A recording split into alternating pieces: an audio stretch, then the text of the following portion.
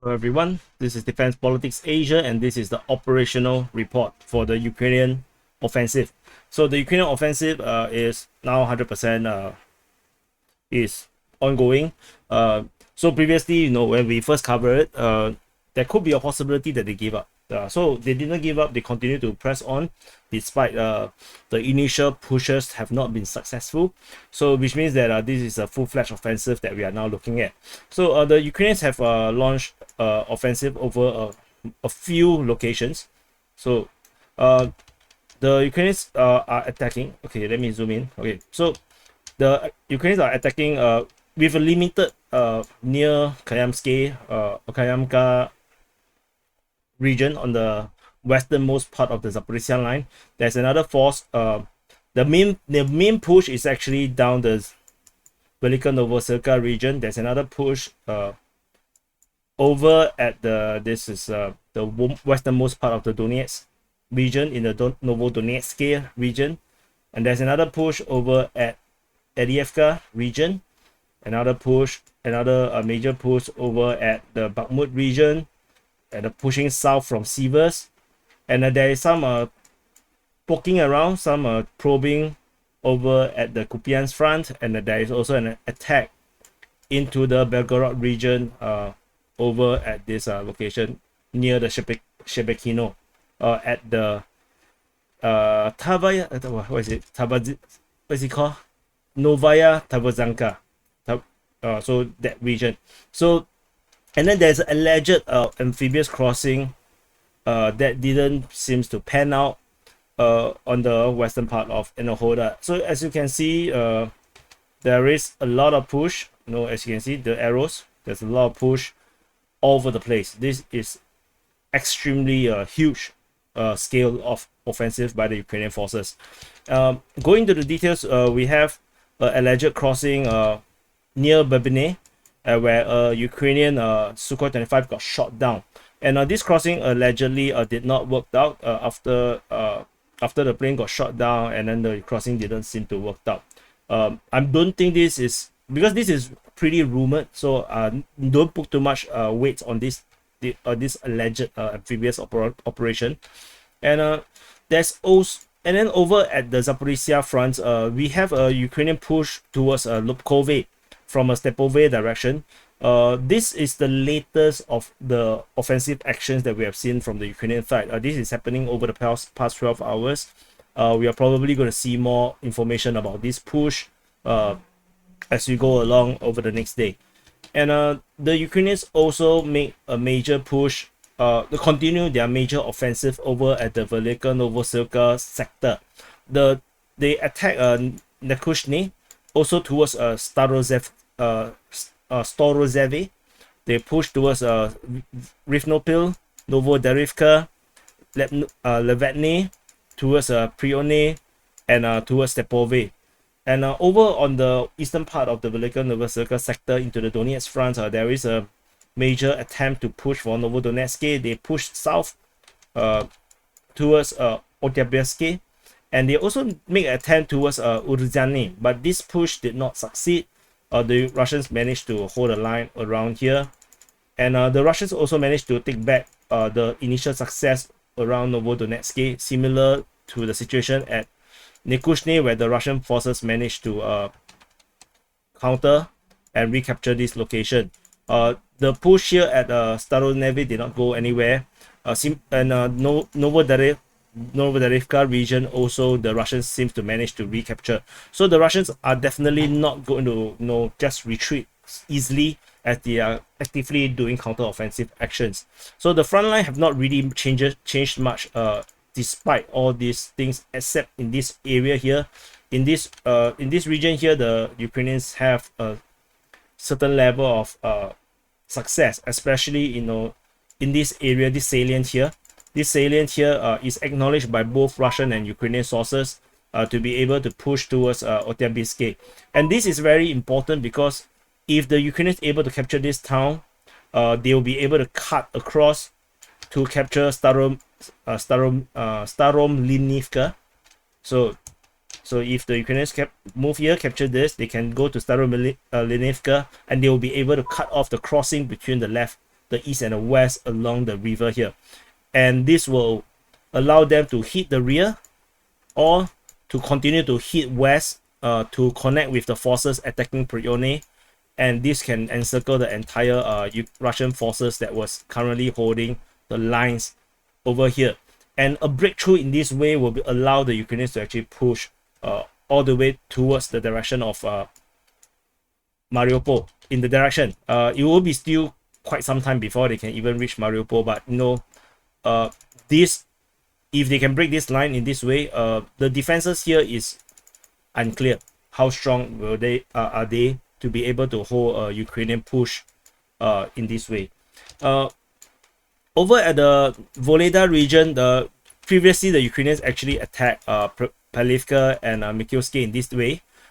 They have changed the attempt. They now go towards the eastern part of and attack the northern part of Mykolaiv, and they are supported by the Air Force, evidently with the shutdown of a Ukrainian Sukhoi 25 to capture Mykolaiv, and so this did not pan out tentatively. They are still fighting, is ongoing. Over at the Marinka region, the Russians are still pushing in Marinka, and it seems like the Ukrainians may have did some reinforcement in this area here that warrants some shelling by the Russians, but the Ukrainians are counter-attacking in this sector by attacking the south of Marinka as well as in the region of Novomikhailivka. Probably the intention is to attack and then attack the rear. This will actually cause the Russians to have to stop their offensive and fall back to hold their lines around Oleksandrivka. So that's all from the Marinka region. Avdiivka region is also very interesting. The Ukrainians actually launched counter-offensive in this action that actually forced the Russians to stop their Avdiivka offensive. Particularly, it's all in the southern part of the Avdiivka front where the Ukrainians actually attack towards Yakovlivka. They attack towards Opitne, towards Vodian, and particularly for Opitne, they actually entered Opitne. Fighting is within the town itself. They shelled the southern part of Pervomaiske while they did a counter-offensive in the area of Nevelsky. So this is a literal payback to the Russians' offensive that have been happening around this region in this direction. So it's a reverse of fortune where the Ukrainians are trying to fight back. Particularly worrying for the Russian side is that the Ukrainians actually enter Opitne, and from here they can actually hit towards Vodian, or actually head towards the Donetsk airport, or they can actually go towards Spartak. But this entire area is extremely built up. This entire area, this is basically Donetsk city. It will be one hell of a pain to actually hold these positions, but I think the Ukrainians may want to capture Spartak and maybe capture the airport and then hold a defense line and recapture Pisky. I think this will actually put so much pressure and create a lot of image problem for the Russian military, because the Russians have promised to alleviate the alleged Russian shelling of Donetsk city, and this Avdiivka offensive is supposed to do that. But if the Ukrainians manage to recapture all this ground that the Russians spent one whole year to recapture, all this, then it will look super bad for the Russians. And over at the Bakhmut front is another very interesting thing. We have to split this into two halves. On the southern flank of the Bakhmut front, especially at the very bottom, the Ukrainians actually launched an attack towards this pumping station at Mayosk. So this is Mayosk, and they attack the pumping station, and they are also attempting to cross over the canal. And this is somewhat similar to what was mentioned by Prigozhin in his very long briefing, his SIPREP that was banned on YouTube, about the Ukrainian plans, or most likely plans that they will be attempting. And the capture of Mayosk will allow the Ukrainians a lot of a leeway to be able to launch an attack towards Zaiseve, or towards this direction, also Zaiseve, towards Dacha, towards Zaiseve. If they are able to capture this highway network, and this will allow them to also, you know, penetrate down south towards Holivka, you know, putting a lot of pressure on the Russians. And but most likely they will be doing this push towards Kodema, Semihirya, recapture Luhansk, Novo Luhansk. This will just create one hell of a mess for the Russian side. And then this will create a southern pincer that will match the one coming from the north at Sivas. So in the Sivas front here, there's a major offensive over at the Rozdolivka region, as well as the eastern part of Rozdolivka, where the Ukrainian forces is now pushing south to capture Soledar. This is the intention. They're going to push straight down from Rozdolivka region towards Soledar and totally ignoring all these area here that the Russians have forces in, where it's all the build-up area are. So this will represent the bigger pincer that is currently that the Ukrainians might be interested to develop. And so this is the big pincer, and then there's another smaller pincer that's currently happening. The Ukrainians are trying to capture Klishevka. So let me zoom out a bit. So this is Bakhmut, and they're trying to capture Klishevka. There's a major push towards Klishevka from the north and from the west of Klishevka. And the Ukrainians also attack the southwestern part of Bakhmut city right now, and in order to put pressure so that the Russian forces that is currently, you know, holding up within Bakhmut will not be able to send reinforcements south to help out with Klishevka, which they have to concentrate to support the defense of this southwestern part of Bakhmut city. In the northern flank, the Ukrainians managed to punch a hole into the Russian supposed easy defense line. Previously, they actually did a counter attack. The Russian line is actually much more advanced. The Ukrainians actually broke through this line and then broke through the second line, and then they have punched up and went into Berkivka itself. The fighting is currently within the Berkivka and the outskirts of Berkivka, with the Russian forces quickly reacting to try to hold the lines around Berkivka. The initial report suggests that the Russians managed to push the Ukrainians backwards. However, remains to be seen if that is true. This came out as somewhat of a surprise, because the Russian lines here, linking the reservoir to the smaller lake below, should not have broken. This line should not have broken because this is a choke point. So this choke point failed, and this actually attracted criticism from Prigozhin, the Wagner's boss, against the Russian Defense Ministry. So yeah, rejoice, pro-Ukrainians. And not just this, as the Russians are panicking at Berkivka, the Ukrainians are continue pushing from Velika, sorry, what is that town called? Orikovo Vasilivka towards Dubovo Vasilivka, and which means the Russian forces will have to also act to cope with this attack coming into Dubovo Vasilivka. And this is actually a pincer. If you look at it, if you look at this can become a pincer that could pincer this entire Russian forces that is currently holding in this position. And on top of this is the Berkivka cannot fall as well. For the Russians, if you look at the bigger picture, in the northern part of Bakhmut, if the Ukrainians manage to capture Berkivka, they can actually head towards Paraskovievka and Krasnohora, and this will basically cut off the entire Russian forces over here from Bakhmut, and perhaps even from Soledar. So they will need this road to retreat to Blahodatny at least, so if the Ukrainians can actually cut off the road, and making the withdrawal from this area extremely painful, where the Russians will have to go through the fields to withdraw, or they will have to stay and fight and die, perhaps. So, and then on top of that, the Ukrainians also put pressure from Zaliniansky. So if you look at this push, this is looking extremely concerning for the Russian side. So the Russians have to hold, but that is not my concern right now, because it's the Ukrainian operational report. The Ukrainians will hold, attack Berkivka, and you can just imagine what the Ukrainians are trying to do over here. So yeah, this is looking not so good. And if you look slightly on the bigger perspective a bit around Bakhmut, you can see that this is actually a pincer. This is another pincer. So this is a smaller pincer, and then we have the bigger pincer coming down towards Soledad, and then from the south towards Veshena. So this will be better.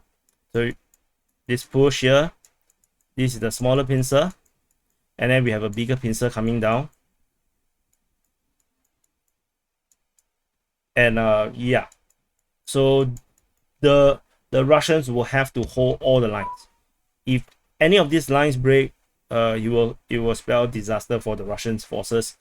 And yeah, the pressure is definitely on for the Russians at the Bakhmut front. Over at the Termina front, the Ukrainians did some probing around Kuzmine. Nothing much. The Ukrainians also still holding the line at Bilohorivka, with the Ukrainian Defense Ministry claiming that the Russians are still attacking Bilohorivka. Largely, the Ukrainian lines are mainly just holding, then trying to survive the Russian shelling in these regions here. Maybe the Ukrainians have some offensive up their sleeve, but the time is not right for them to go on the offensive just yet. So they are still holding the line and braving the artillery shelling. The other actions that the Ukrainians are doing is actually over at the Sviatove front.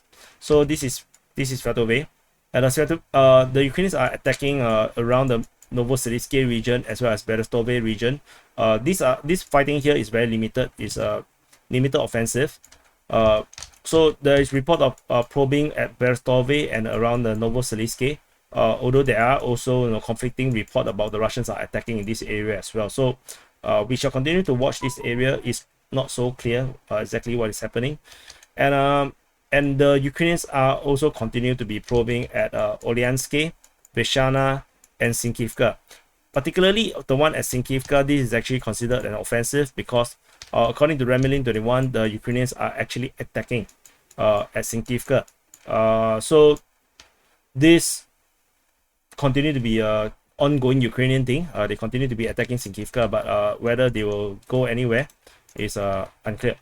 So that's all. And over at the Kharkiv front, the Ukrainians actually have some success. They finally penetrate through the border, and they are currently fighting within Novaya Tavozanka. So there is some rumors about the town being captured by the Ukrainian forces. I don't think that's the case. I believe the fighting is still over in the southern part, where there's some residential built-up area, which could explain maybe some footages or photos of them being inside the town, but it's definitely not the capturing of the entire town. The Russians are definitely reacting to this incursion, but this is not going to go very far because the forces of this so-called Russian Foreign Legion is not very big, so they won't be able to hold up against the standing army over at the Belgorod region. So oh yeah, then and before so you know that this dam at Kakhovka have burst, but before it burst, the Ukrainians actually did some landing over on this island here. So this however, they got shot to death. These two different boats. So maybe that's why the dam broke. And reinforcement was reported at Kizome Sharobaka line. There's Georgian mercenaries arriving at these lines here. So they are holding the line here, and this area here is unlikely to be flooded much because these are all on the high ground. The northern bank is mostly the high ground. It's the lower bank that is actually the southern bank that is actually having the serious flooding problems.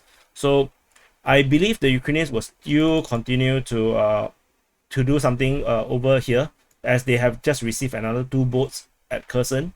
So they may, with the additional width of the river, flooding and washing away many of these Russian defense lines along the southern bank, the Ukrainians would probably have some opening for them to actually do amphibious attacks, and probably give them a chance to actually build some kind of a salient, some kind of bridgehead to allow them to continue to pump in more troops in order to do some major commando raids into the region.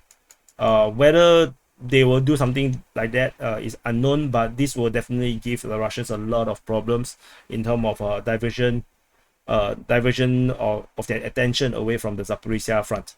Anyway, this is everything. This is the operational report for the Ukrainian offensive. Do press the like button, subscribe, especially for these 2 days report. It took me 8 hours to map everything. So if you're not an evil person, you will subscribe. So thank you for watching, and I'll see you in the next update.